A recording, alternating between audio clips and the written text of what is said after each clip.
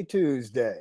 It is Tuesday, April 5th in the year of 2022, and welcome to another edition of Tuesdays with Thom, brought to you by the Best Girl Consulting Firm. In the 1970s, when I was a student at Auburn University, it was revealed through a United States Senate investigation and the news media that the United States federal government had conducted a secret medical experiment on poor African American men in Tuskegee, Alabama, in the years 1932 to 1972. The experiment was designed to study the effects of untreated syphilis. The study selected 412 men infected with the disease and promised them free medical treatment for what was called at the time bad blood. The men received fake, long-term treatment, which involved giving them placebos even after penicillin was discovered as a cure. Survivors of the study did finally receive treatment and financial compensation after a United States Senate investigation in the 1970s. In 1972, when the story was revealed, I was deeply touched by it because we went to a university just 20 miles up the road from the city of Tuskegee, and I could not have imagined something like that happening in Auburn. That was the first time my life intersected with the Tuskegee Experiment. The second time was nearly 25 years later when I got to play Big Ben Washington as one of the men from Tuskegee in the critically acclaimed and award-winning HBO film, Miss Evers' Boys, the TV film version of the Tuskegee story, a great piece of work, Alfre Woodard and Lawrence Fishburne. We won 4 Primetime Emmy Awards, another 13 wins and 16 nominations. Alfre won the Golden Globe Award for Best Actor. So that brings us to our G-list guest today. He hails from Atlanta, Georgia, a man I've had the pleasure of working with in Miss Evers' Boys, where he starred as Hodman Bryan. He is actor, entertainer Vaughn Coulter, and we look forward to talking with Vaughn today. So this edition of Tuesday with Thom, of course, is sponsored by our partners, the Best Girl Consulting Firm. Best Girl has been providing customized solutions to executive issues for 34 years. Let's hear from Best Girl. Best Girl is a consulting firm that provides customized leadership, access and inclusion, public relations, communications, and organizational consulting services. Clients include Fortune 500 companies, utilities, higher education institutions, small businesses, and associations. Best Girl's team of consultants, led by Joyce Gilly-Gossam, Emily Hedrick, and Sean Jones, partners with business and education clients to promote organizational effectiveness, communication, motivation, and leadership, with always an impact on the bottom line. Best Girl's customized consulting services include strategic planning, corporate communication, executive coaching, fundraising, and economic development. It's a solution that fits your needs. So let's get to our roundtable regulars and introduce Barbara Wallace Edwards, Michael Walker. Barbara Wallace Edwards. Yesterday, I talked to her. She was down on the beach in Mobile. So let's see where she is today. Barbara, are you out there somewhere? How are you doing? Good morning, Thom. I'm doing great. Thank you. I'm here, actually still on the beach in beautiful Orange Beach, Alabama, and having a wonderful time. Getting that sand in your toes, right? Yes, sir. That was it's totally therapeutic. I actually had some experience some problems with my blood pressure on last week. It was sky high. So wow. I thought it was great to just get a chance to come down to the beach, and got a chance to walk on the beach yesterday, and my blood pressure immediately dropped about 15 points. So yeah, it's a good thing to be here. Wow. Deal. What's going on with you? What else is going on with you, I should say? Well, last week, Thom, I had an opportunity to volunteer for the first ever Dundrell Heights film camp that was held in Birmingham during spring break for students in grades 9th through 12th in Birmingham. And what a wonderful, wonderful experience. About 40 students had an opportunity to participate in this film camp, which was totally free to the students. And it was it was so exciting to see the transformation in some of those kids coming through there. They had all expressed the interest in movies and films and acting. Some of them came in there very shy on the first day of camp on Monday, and by Friday they were participating, very actively participants in creating their own movie. They were actually broken up into 4 different sections, and to see them act out and play someone else on the screen, that when they came in on Monday, you would have thought they were too shy to even open their mouths. It was a wonderful, wonderful experience for those children. Oh, good. Very Yes. good. Very good. Let's get to Michael. Michael Walker. Michael, how are you this morning? I am doing well, Thom. How are you this morning? Man, I'm doing pretty good. What's going on with you? Well, there are a couple things. Good morning, by the way, Barbara. Glad to know that your blood pressure dropped from walking on the beach. Man, Sir. that's good. I'm gonna have to try that. That's what I'm thinking. Yeah. Just go down to Orange Beach, Alabama, and walk on the That's beach. right. That Walk 2-hour around. walk on the beach yesterday was life-changing. I promise you. I think it added about 10 years to my life. So Were there I'm pretty happy a right lot now. of people on the beach yesterday? It was, quite a few, but it wasn't overly crowded. So it was nice. Uh-huh. Mm, Okay. good. All right. Well, I'd like to call everybody's attention to a couple things that's in the headlines. One thing is that Congress may vote on a $10 billion COVID-19 pandemic relief package before leaving for Easter week or 2-week break. It was in the government package that was passed earlier, but it was stripped out because it was initially put in at $20 billion. So they wanted to pare it down a little bit, and they pulled it out so they could pass the package to keep the government running. So now they may come back and vote on that this week. That would be good. Also, in the state of Florida, people that are in risk of losing their health insurance as a result of losing their jobs from the pandemic or what have you, there's some reprieve on the way. There is a special enrollment period that began in March and will go through the end of December. Now, this is for people that are sorely in need and may have been on Medicaid or what have you. So the criteria is for an individual, $19,320. You can make up to that amount and qualify. And for a couple, $39,750. We're told that some 826,000 people signed up for some type of Medicaid relief in the state of Florida alone from February 2020 to September 2021. And finally, and this is catching fire, Georgia passed a mental health bill this past week. And what it will do is require that insurance carriers that provide mental health coverage will have to treat mental illness as if it were a physical illness. They can no longer turn their back to them. So that's a good thing, and many states are starting to do that. Georgia, by the way, was 48th in the nation, so they wanted to get that 48 off of their back, Thom. One number higher than your 49. Well, you know, we got to You stay probably on guess who 49. 50 is. So, you guys watched the basketball game last night. I did. We did. And I want to say congratulations to the Kansas Jayhawks for winning that game. It was, they came back. I couldn't believe they came back from, the deficit. So congratulations to the team. okay, Yeah. Michael. Well, yeah, absolutely. Congratulations. It was a hard-fought game, and it had all your back and forth. They had a stat that it was tied like 4 times or more, and the lead had changed, but never more than, since the 15, never more than 4. And that something that it was also tied for 18 minutes or something during the game total. Never it happened before. So, this is it's interesting to me because it probably represents a shift over the years in my thinking. But I enjoyed the women's game more than I did the men's game. Yes. So did I. And I want to. I was going to say, I want to definitely congratulate the South Carolina Gamecocks and Coach Don Staley in their win.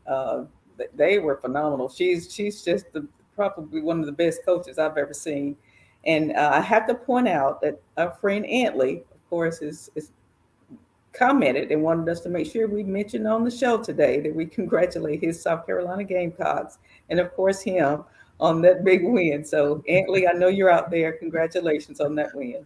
Congratulations, Antley. Congratulations. I thought, man, I mean, they played some smothering defense. I hadn't seen defense played like that. You know, Michael, you and I talk about defense a lot, and man, like the young woman from UConn, Minnesota, UConn, but she's from Minnesota, I think. Yeah. She was playing in front of a home crowd. She couldn't even get a shot off, man. They put one girl on her, and everywhere that girl went, she was right there with her, man. It was absolutely, you know, it's just fun to watch people play defense. Yes. Michael and I talk about growing up in high school basketball and how you had these legendary high school basketball coaches with these players, and just how much fun it was to watch them play and to get up and down. They talk about pacing now. What are y'all talking about? Let's getting up and down the floor, man. That's, you know. Yes. So, go ahead. You gonna say something, Michael? Yeah, it's just funny. You mentioned the pacing. It's funny how things have changed, but we had one pace. That is, if you get the rebound and the floor is clear, you take it and run with it. You know, you got to go. And the thing about it, after you score, we had to run backwards down the floor because you need to see them coming back at you.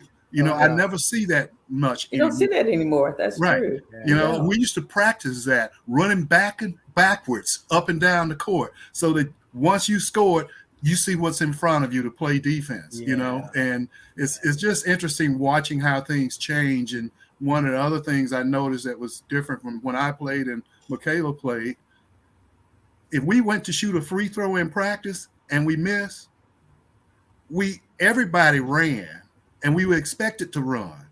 But if somebody made the free throw, you still ran. But nowadays, if they make the free throw, they don't get to run. It's changed. Yeah, it has. But it was good. I was pulling for Hubert Davis and his. So was I. You know how hard it is to get to that level. Yes. You know, and you'll think now you got to give Dawn Staley credit because they lost last year on a tip in. Right. And she held that for a year in those players. That we're going back and we're going to win it. And that's just very, very difficult to do. You know, you got to give her a lot. And I listened to her and I love the things she said about her team, about everybody on her team contributes. Yes. Even if you have a DNP, did not play, coach's decision, you still have value to that team. Right. And that's just great. I think that's probably why I enjoyed that game more. And her all of the players, like you say, even the ones that didn't get a chance to play, they all speak so highly of her, and that says a lot about a coach when everybody loves you on the team. So that's why she was the #1 coach of the year. You know, the Naismith coach of the year too. She's a phenomenal. Well, one of the things that stuck out to me was she's also a disciplinarian, but you really wouldn't know it by her demeanor on the sidelines and what have you. And I heard a understory. The young lady that you were talking about, they call her Henny. Her name is Destiny Henderson, that had the game of her life. Yes, she did, didn't she? She was put on the bench earlier. Okay, and had to come off the bench and earn her way back in, you know, and I don't know why that happened, but it made her a better player. And Dawn Staley, you know, stayed with her, and now, from what I understand, she's going to be one of the top picks in the WNBA draft. Right. And then her big girl, the center, Aaliyah Boston, who was the player of the year last year as a sophomore. I think it was in a tournament game. They said that I think she had maybe a double-double, which is good. Like she maybe had 15, 20 points and maybe 10 rebounds. And Dawn Staley said, you didn't dominate the game. Right. You got to dominate Right. the game. Right. And said it hurt her feelings. That's your her role is to dominate. Right. Right. Not to win, not to hit a lot of points, but dominate. You know? Yes. That was great. She's special. And Yeah. I remember when she played. She was special when she played. Oh yeah, she was an awesome player. Yes. Yeah. That's so true. Yeah. And it also, I think the other thing that was interesting for me, at least, was there seemed to be parity between the men's and the women's sports this year. I mean, I don't remember the women playing the same week as the men and all that stuff, and so it was just kind of good. It was good. It was good because normally I think that the women's championship is usually like the week before the men. That's if I'm not something mistaken. like that. Yeah, it's normally not the day before. So that was good this year that there was a lot more parity there. Because we all go back to, well, I probably do. You guys probably weren't there yet, but to Title IX. Oh, you know, and when it all started. Right. And, you know, and then we had Loretta Lowe on last week. Yes. Was it last week or week before That was last week? And her talking about it. So it was great. Yes. So let me ask you guys one question before we actually move on. You guys remember the Tuskegee Experiment? I don't know if you guys were at Auburn at the time, but I remember it, and I just remember that. How could that happen? You know, just right down the street from where we were going to school. Right.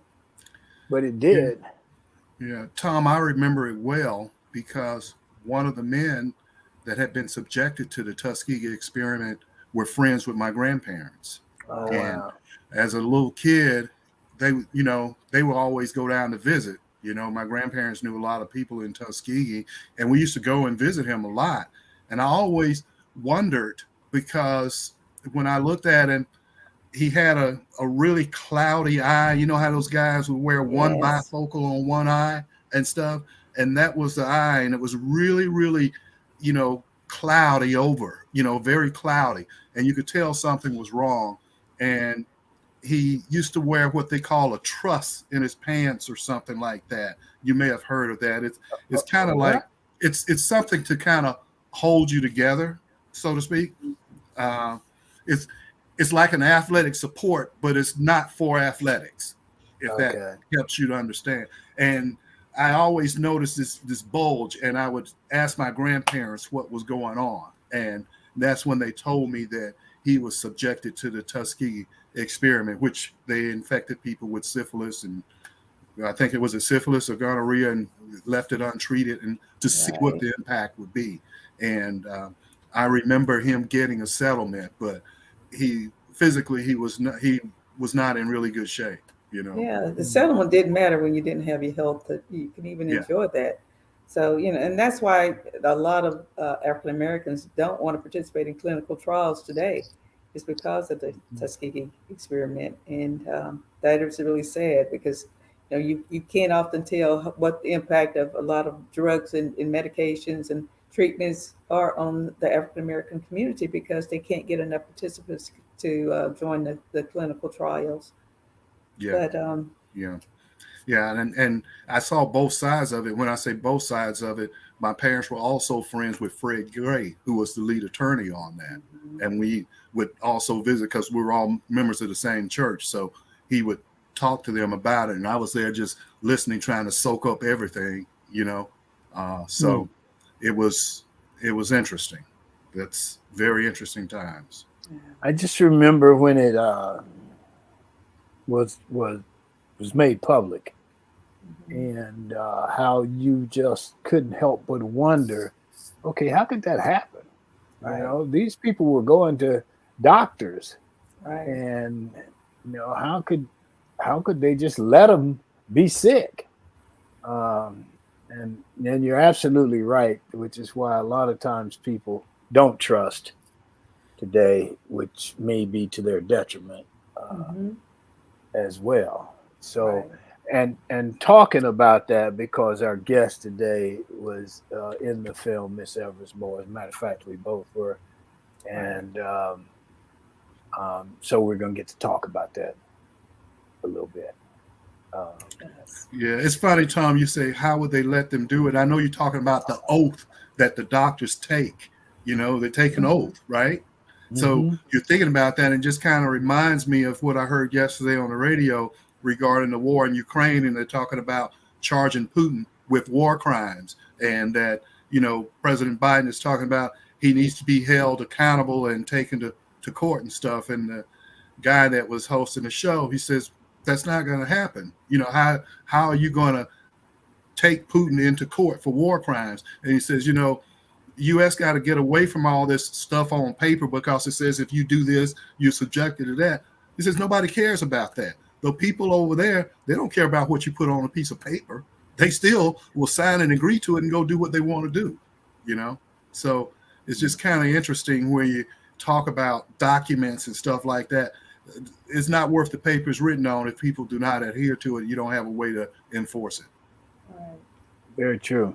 Well, I don't know. It's a sad thing, and It is sad. we excuse my language, but we bitch and moan a lot in our country Mhm. about what's wrong, and there's a lot that's not right. That's for sure. But we've never been subjected to a war on our territory. Um, Michael, you and I, and Barbara now, because women go as well. We Right. never got drafted. Right. We were never dropped off in Vietnam Right. and asked to go fight somebody who we didn't even know. I remember Muhammad Ali talking about that. Yes. He said, "I ain't got nothing against these Viet Cong." Right. So it's Right. it's an interesting thing. Yes, So it is.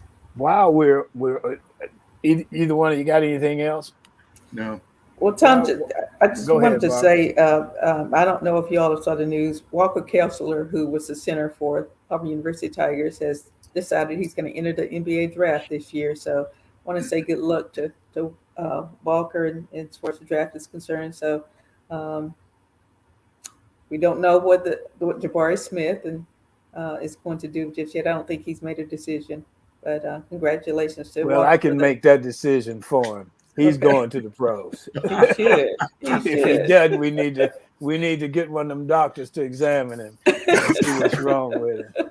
Right. We may have to take him to the mental health department and see if he has mental health coverage. I was going to say he's the president of Georgia, so I'm sure he'll have some coverage over there. That's There good. is, the thing about that is you really have to have good timing on what you're going to do and know what you're going to do and where you're going to go. Speaking of that, I saw an article yesterday. I think, Michael, you may have sent me an article on Bo Nix talking about why he went to Oregon. Mhm. He didn't say why he chose to leave Auburn, but he did say why he went to Oregon. And I guess he had played for this coach before, or something to that effect. So we wish him well. Yes. And it'll be interesting. So he has another year. So it'll be interesting to see what happens to him over time, and if he goes in next year's draft and what level and all that stuff. But, and I'll go with this and move on. But the guy who was there when he was there, Malik Willis, our man Malik, might be the number one quarterback taken. And he couldn't even play at Auburn. He wouldn't even let him throw a pass. And that's because Michael's favorite coach had other plans. So yeah. Bo Nix beat Malik Willis out and Joey Gatewood. People, when you say this, people say, "Oh no, that doesn't happen. That's not true." But sometimes a coach can hide a player because he has another player he wants to show. He wants to be the one that plays. And if let me just put it in specifics. If Malik had played and gotten off the way he's gotten off, Bo Nix wouldn't have played. Right. Period. Right. And I don't think that was the plan. I think the plan was for Bo Nix to play. And but Gus Malzahn may still be at Auburn had he played Malik Willis. He might have won a national championship. Absolutely. If he played Malik Willis. Absolutely. So, well, it turned out well for Malik. It seems to have turned out well for Gus. Mm-hmm. The only people who it didn't turn out well for was us. We're the only ones suffered out of that. We had to go up there and lose to South Carolina.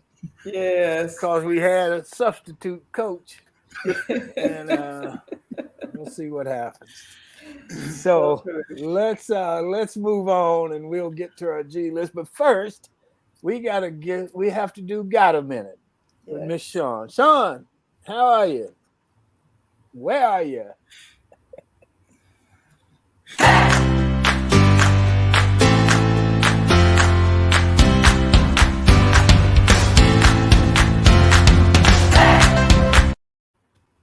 Good morning. My name is Sean Jones, and this is Got a Minute.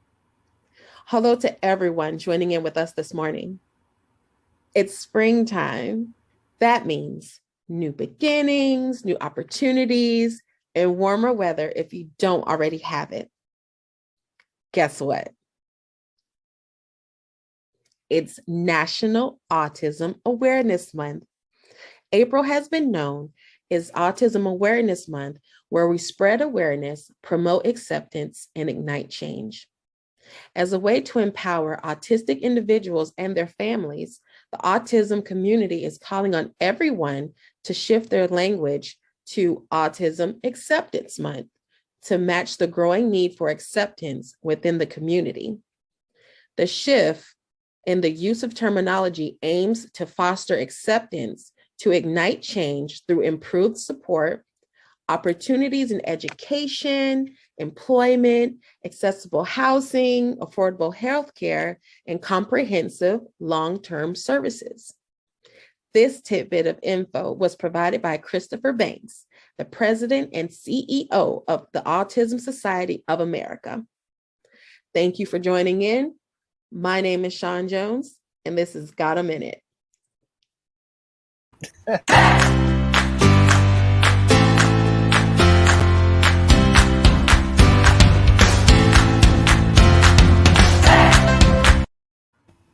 All right.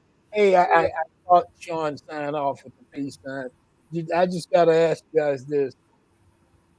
Andre Drummond, who's he play with in the NBA? I think he's playing with the Sixers now. He was with the Lakers last year. Okay. I think he maybe with the Sixers or the Nets. He's 7 feet, right? Yes. And he's a big man. Yes. And he stole a ball. I don't know if you guys saw this. He stole the ball, and he's on a fast break, and it's just him. And he's 7 feet big, and he's dribbling, right. And he turns to the crowd, and he gives them the peace sign while he's dribbling, and then he makes the layup. Wow. It was great because, he never gets a chance to do anything like that. Right, so he's just dribbling. He turns to the crowd, and he throws the peace sign. It was great. It was that. I'm sure there's a clip of that out on YouTube. Well, I'm glad he didn't miss it. I know, exactly. He did. After showboating like that, I'm glad he made that shot. Okay. Well, let's get our G-list guest on here. Our G-list guest today is Vaughn Coulter. Vaughn Coulter is an actor, a talk show host, a voiceover talent, an interviewer, and currently an on-air personality producer for Jazz Beats Radio. His show Soulscapes goes into its 5th year. It's a highly rated jazz program on Jazz Beats Radio with a worldwide audience. And I just want to say I was very fortunate enough to work with Vaughn on Miss Evers Boys. We had such a good time. He and I we connected, and so we hung out together. And so let's just get him on. Vaughn, good morning. How are you? Good morning, beautiful people. It's lovely. It's lovely to see all this melanin on the screen. I love this, man. I hear you. I hear you. How you doing, man? Man, it couldn't be better. I can tell you that right now. It's wow. The last what? How long has it been since what? I don't say 20 years, has it? Since Miss Everboy? It was 96, I think, right? Right around 96. Yeah. 20 some odd years. 20 some odd years. Yeah. Did you do your audition on video, or did you actually go in and do it? Oh, back in those days, we went straight into the office. I actually did mine on video and sent it to them in California. Wow. Yeah. Okay. I was surprised when they called me back and said I had the job. So let's talk about Miss Evers' boys. Yes, indeed. We were talking about the Tuskegee syphilis study, and we got these jobs. We were playing the syphilis victims, and that entailed a lot. It was an HBO film, and I remember so many things. I remember, but I remember we had to look like we had syphilis, and Michael was talking about how this gentleman looked that he knew, and so we had sores on our faces. We were made up or whatever. Indeed. And then HBO said, no, we don't want them to look like that. They didn't want us. So we had to have. We said we had nice syphilis. We didn't have the bad syphilis. Yeah. We had nice syphilis. That's right. But it was a great show, and talk about your impressions of what we did. And boy, I tell you, the thing about it was I was the new kid on the block. It was my first break. I mean, I did a couple of episodes of In the Heat of the Night here in Georgia, and I went into audition, and here in Atlanta, you got some A-listers that are theater actors that are just absolutely breathtaking to watch on stage. The late great Thomas Jefferson Byrd. You had Bill Nunn around. My mentor Tony Vaughn, and Gary Yates. All these guys, were just tremendous actors. And so I was pretty much like odd man out. I didn't have the gravitas they had, but I went in there, and I guess I owned it. And so it was a wonderful opportunity for me to be in the mix like that. And I at first when I found out who was in it, I got terrified. I was like, oh my God, what am I going to do? You know what I used to do when I would go to an audition? I would always sit right by the door so I could hear the guy who was in there doing his. And then it's like, okay, I ain't going to do that. I do something different. Right? Exactly. It was. Go ahead. Mike. I was going to say it just, because when you hear names, you're working with Lawrence Fishburne, Alfred Woodard, and then Ozzie Davis was like the one for me, Yes. And I was like, oh my gosh, and I remember our first table reading, and Ozzie was sitting across from me, and that voice. Yes. It was like, well, everybody said it was like God talking to you. It was like, it resonated so clear and so perfect. And he was just the consummate professional, I and love so it when he go ahead. I was just going to say that, just being around that atmosphere and those people and my gosh, and under the leadership of I can't think the director's name again. Joe Sargent. Yeah, Joe was great. Joe was great. What I loved about Joe is Joe would allow us to give him input. Absolutely. And it was a beautiful thing, because we weren't quote A-listers, and Joe was definitely an A-list director. He had been around. Exactly. He was great, man. I remember he said we were trying to get the Southern accent down, and they had brought this woman from New York to teach us the Southern accent. And I told Joe, I said, Joe, I'm from Alabama, man. He said, all right, Tom's from Alabama. Y'all just do what Tom does. It was exactly, and I felt the same way. I just didn't understand. But you know what? We worked it. And I had lived in Atlanta for like almost 10, 15 years at that time. So I got it picked up the vernacular, and so, but again, I say, the project itself, it was just phenomenal. And, like I was, come to the conclusion, it was one of the greatest family atmospheres I've ever thought I would be part of. And not to mention, I forgot to mention Joe Morton being in it. Joe Morton was in it. E.G. Marshall, it was a phenomenal crew. Oh my gosh, yes, indeed. Mm-hmm. Theodis Ely.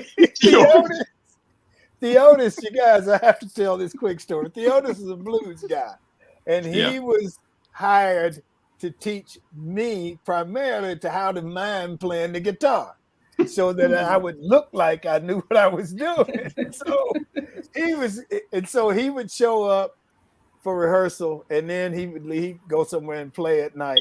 And so he asked us, me and I was gonna call you Hardman, which was his stage name.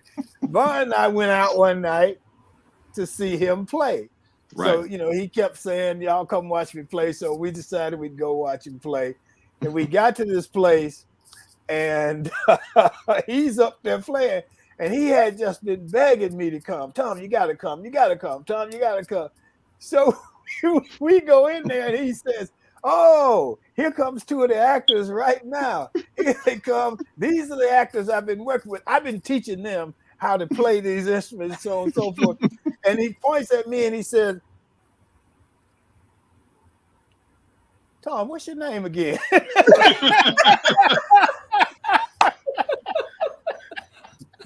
I said, "Well, you got the first part right."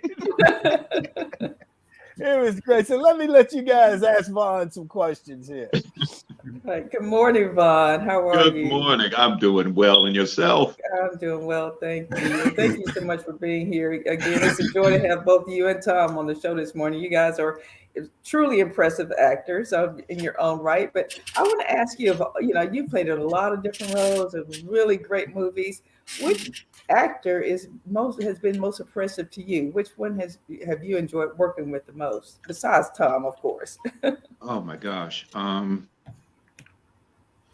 You know what? I got to tell you something, and I understand the question, but I would have to say more so than anything, I love the medium of film, but when you do theater, you see some incredible performances. You really do. And I'm an actor by trade, but I love being on stage. It's a breathtaking place. Some of the guys that I would have to say really affected me in terms of acting performances and watching them work from behind, behind the curtain and all that. Afemo Omalame, Thomas Bird. I've seen these two men I have another friend, an active friend of mine by the name of Johnny Kidd. He teaches at University of West Georgia College. And we both used to sit back behind and on the wings of the theater and just watch these guys work. Wow. And I can't imagine, when you work alongside of them, you just want to, be in their presence. Right. They're that amazing. And they're totally dedicated and committed to what they're doing. And that's the effort that I bring every time, because when you're committed to the art form, you transform, everything around you, and the people that are watching you work. Yes. You set an impact upon them. But I can't take anything away from Alfre, what I learned from her. Yes. I can't take anything away from now. I was fortunate enough to work with Cicely Tyson 3 times. Wow. 3 times I worked with Cicely Tyson. Wow. And the last one was when I worked on the Rosa Parks story. Yes. And there was a scene with her and I. We were in the kitchen, and she was asking me what had taken place, and I gave the news that Rosa got arrested. And you know, after that scene, I went into the backyard of the house we were shooting at, and she was sitting on the bench. And I'll never forget this. She told me, said, "Come here, baby.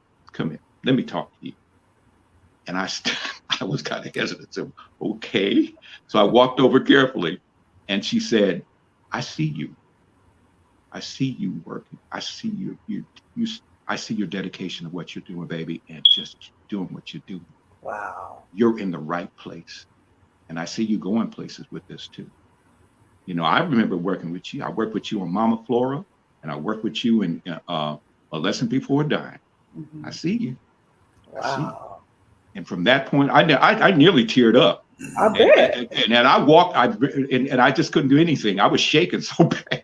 Wow. It was just devastating for me to hear that, because I'm, you know, like I said, I always treat it just as work. But when I'm committed to the work.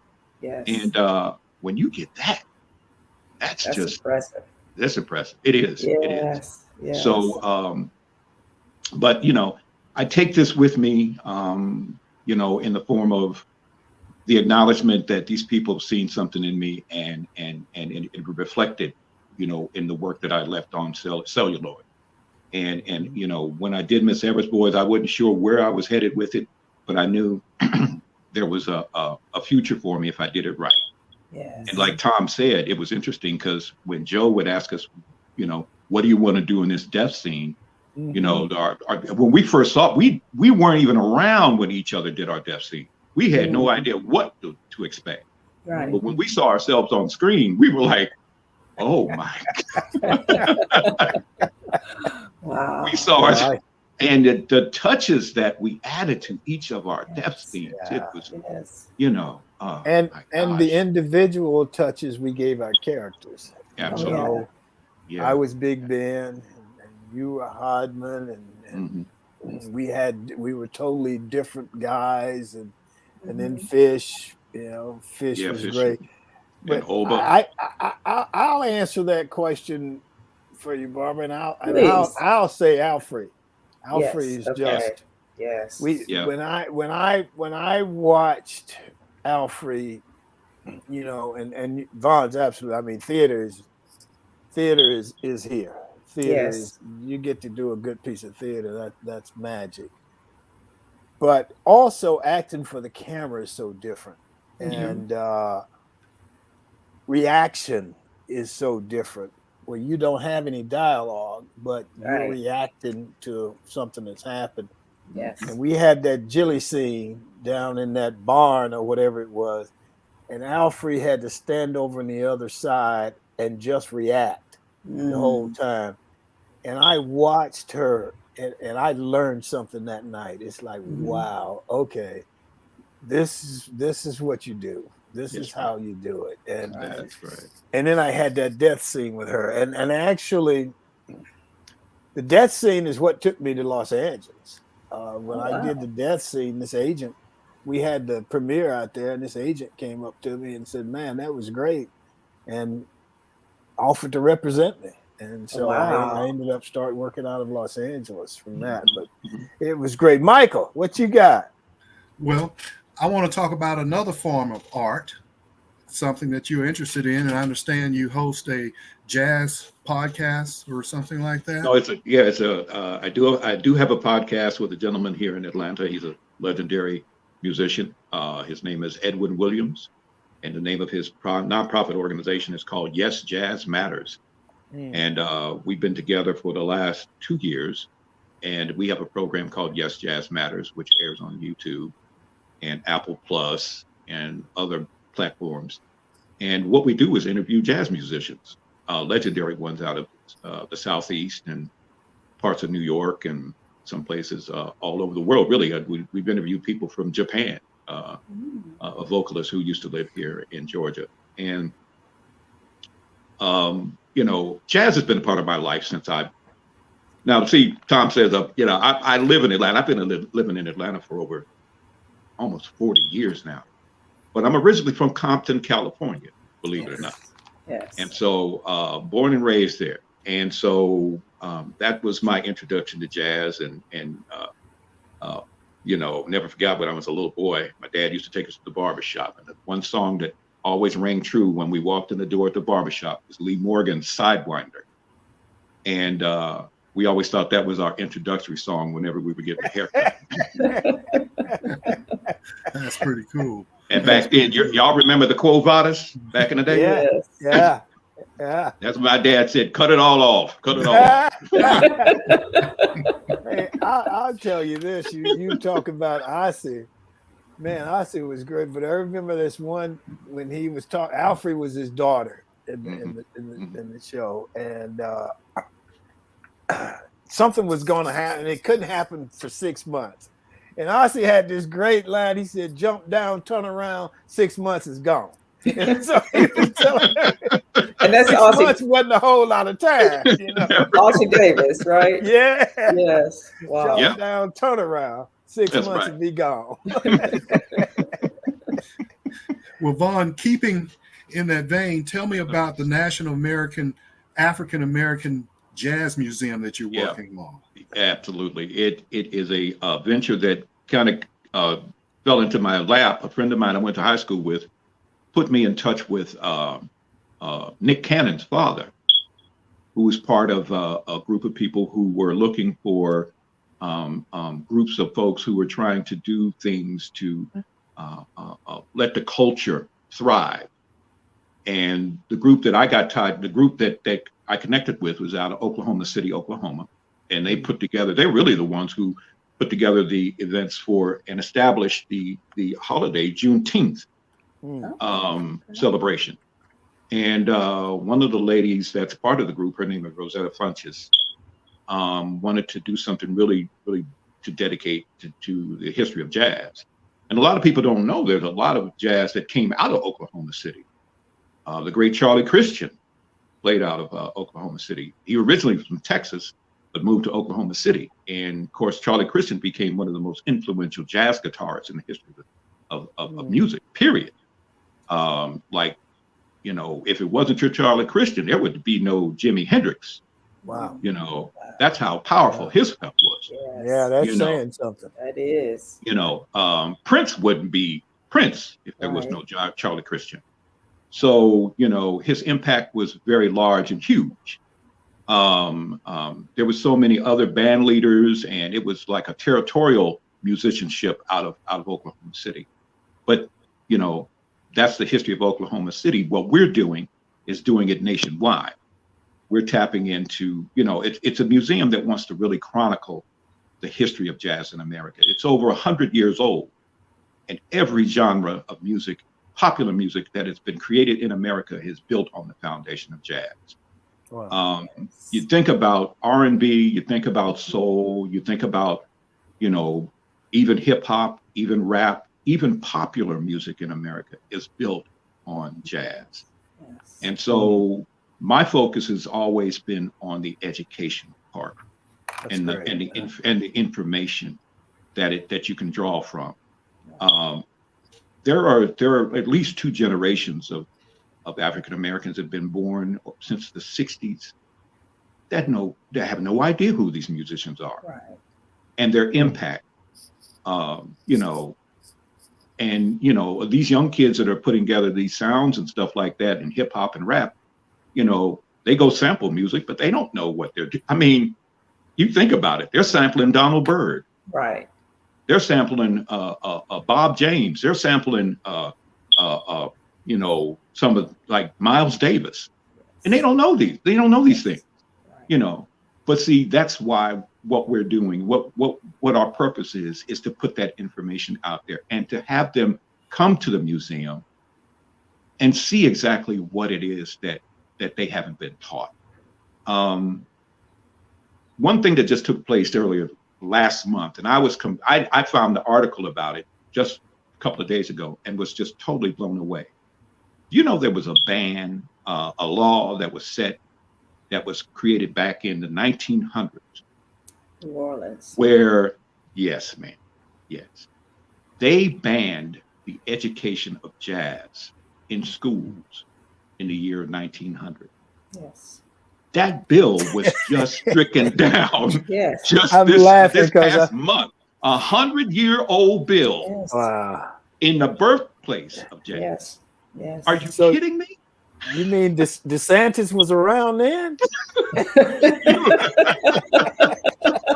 His ancestors were Thom. His ancestors did that one. Yes. His ancestors were, they the ones that put that one in place. Yes. Yes. I couldn't fathom that. Yeah. I couldn't understand that either, Von. That's crazy.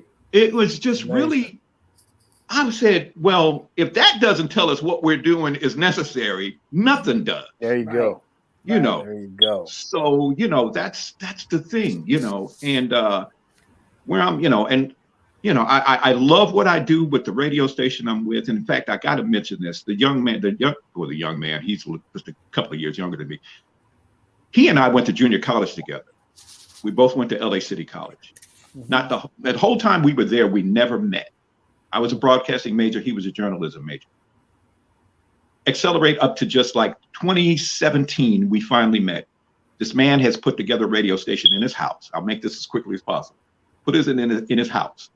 I went downstairs and he had 2 other studios being built in the basement. I was just absolutely shocked, blown away by what he was doing.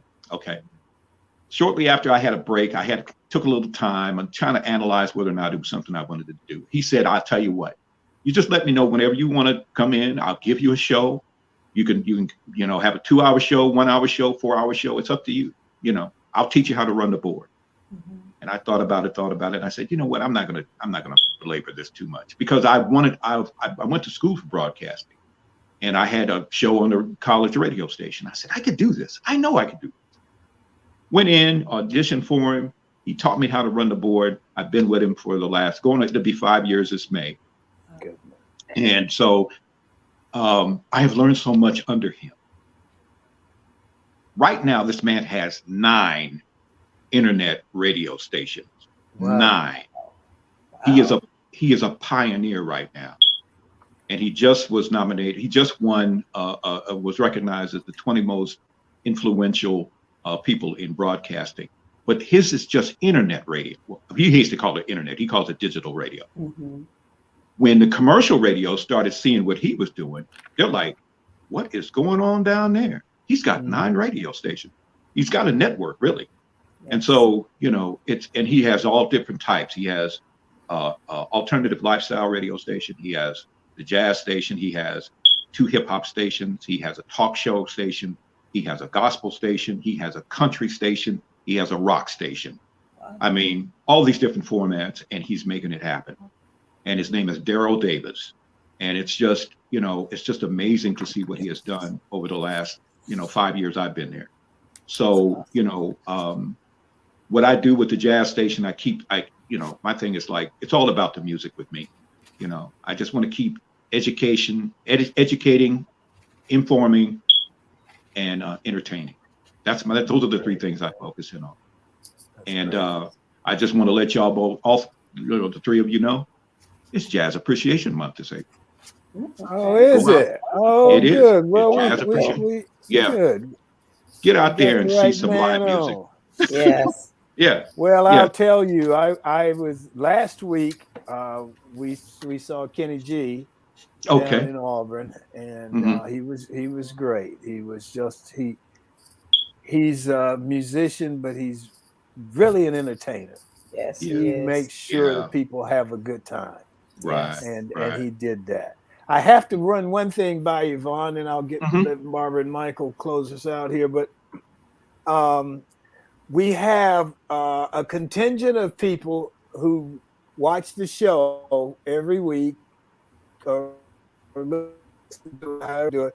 But they are in the Heat of the Night fan club, and they have been putting in the chat that they know you, they know your episode, and they go to Covington once or twice a year to go by Ted Marcus's office to go by Carol's house and so on and so forth. Mhm. So they want to. They're saying when they go back in July, they're hoping that they can meet you. So, so I'm passing along the message. Oh And my they're gosh. wonderful, wonderful people. I know, Yes. but they're wonderful people, and it's interesting. And so, Well, they've established that fan club has been around a minute. I do. Yeah, they really have. And they're great. Go ahead. I was going to say, man, I appreciate that. Hopefully, maybe we'd be able to run into each other along the way. Yeah, I mean, I got my teeth learned. I sharpened my abilities in the heat of the night. I think we all did. Yeah, We all man, did. I tell you, And I was lucky. Yeah. I did about 30 episodes over time, and right, really taught me the business. Carol and Howard taught me the business. And indeed. I had mainly been doing theater up to that point. So, Michael, Barbara, you guys got another question for Vaughn? I do have one more question for Vaughn. Vaughn, I know you, of course, you were born and raised in Compton, California, and been a resident of Atlanta for over 40 years now. But you are a Denver Broncos fan, lifetime Denver Broncos fan, I read. And what are your thoughts on Russell Wilson well, signing with the Broncos? Now, I will tell you this. I don't know how that got confusing. Okay. Another thing about I guess I'm still I was a Seattle Seahawks fan. Oh, okay. Yeah, okay. a Seahawks fan. Okay. And what made me a Seahawks fan was Russell Wilson. Yeah. Yeah. See. And so, I can't say he's really one of the most impressive athletes I've ever seen. Yes. And so, in relationship to him going to Denver now, all I got to say is the AFC West is going to be just flat out mean. Yes. It's going to be just unbelievable to watch those kids. With Russell now, he's the old guy. Yes. Yeah. But but you got I mean, the kid at Seattle. I mean, the kid at San Diego, and then you got the kid he's still a kid. The one at Kansas City. Yeah. He's awesome. It's gonna, Yeah. and then I love him. then you got the young man with the Raiders and stuff. I mean, it's just it's going to be amazing watching them play. But I did want to say this, by the way, and Tom, Sure. just to mention you. When we were shooting one day, I think we were at the old high school in Decatur when we were shooting. I never forget that my wife came to that when we were shooting, and they announced that one of the PAs said that you have somebody here to see you. And my son walked up, and I think he was probably about 4 or 5 years old at the time. And I never forgot how Fishburne picked him up and held him in his arms and everything. I thought it was cool and everything. Yeah. My oldest son now, that's my oldest son. Okay. He graduated from Albany State University. Okay. And that's what he was a marketing major. And he's played baseball since he was 6 years old. And he went in transferred from junior college to Albany State, and was a phenomenal pitcher for them. And these things some kind of pop into my head at the last minute. I just wanted to mention that he was just, he's going on. He's 20. He'd be 28 in July. Wow. And so, and I have a younger son who is in his last year of high school, and was approaching his last year of high school, and he's developed this desire to step into the media business as well. And Tom, it's been 35 years, and I'm with same teammate I've been with for 35 years. Good for you, man. Good for you. That's great. This is so rare that I tell people all the time, you go work on these shows and you work with people and you never see them again. You may work with them and you may get close to them for that week that you're there, or that 2 weeks or whatever, and then you may never see them again. Not that you don't want to or you didn't intend to, Right. That's the way the business works. And so Right. it's interesting to be able to talk with you again this morning. It's almost like there's a closeness there, but we hadn't seen each other in forever. But I still see Sturfon. You remember Sturfon? Oh my gosh, yes, indeed. He's working on a show down in New Orleans. He's still in it. And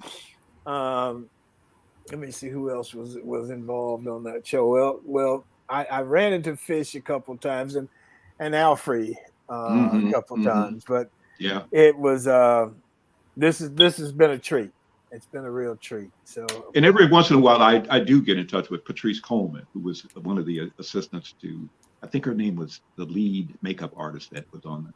Okay. Was her name Barbara? I can't think of it. But Patrice was another makeup artist, and she's, her being local, she's always doing a lot of work too in the city. And I didn't mention it, and we didn't mention it, but I have to. I'll go back to In the Heat of the Night. But man, Carol was just great. Carol was great for me. I mean, I was learning, right, and to be able to watch him, to be able to study him, and Howard was great. Howard was really, yeah. Howard was Howard now. Howard, yeah. But he was great, and I remember Howard had some issues, and Carol gathered us all around and asked us if we would write letters to Howard. Howard was incarcerated for a little while. Wow. And so I wrote him a nice little note, and he wrote me back, and I still got that letter that he wrote me. Good. He was a great guy. He just had issues, man. We all have issues. Yeah, we all have issues. Indeed. Yes, we do. Yes, we do. Michael, Barbara, anything else you want to run by Vaughn before we leave? No, I just want to say thank you for coming and spending time with us. It's been delightful. I appreciate it. Likewise. Thank you, Vaughn. Thank you for having me. I appreciate this moment. And, I just hope that you guys continue doing what you're doing. I'm so proud of Thom and what he's doing with Best Girl. I can't say enough how much of the importance of what you're doing is valuable to the culture. And, just keep doing what you're doing. And I'm following that same vein as well. And I say y'all have to be here for each other.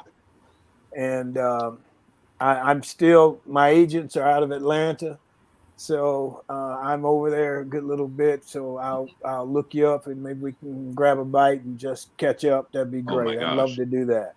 That would be awesome. You know what kind of attention we attract if we go out to eat. At least they might know our names, though. They might. Theotis had a. So Theotis, we were supposed to be learning the guitar, and he'd say, he'd do a little, he'd strum on the guitar. He said, "Okay, that's enough of that. Let me tell you about this new CD I just did." And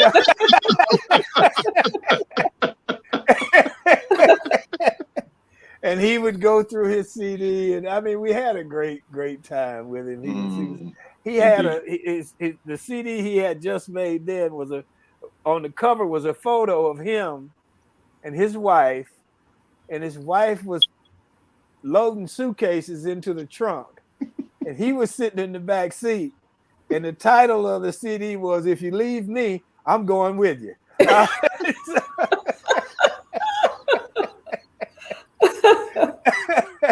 That's funny. He was great. He was great. Theotis Ely. Yeah, So that title could only exist in the blues. Yes, absolutely. That's right. Anybody else? Just thank you, guys. This is a wonderful show. Thank you, Vaughn. I'll be in touch, man. Yes, sir. Please do. Please do. Good to see you again. And, like I said, it's always good to be seen. There you go. There you go. All right. All right. Thank you.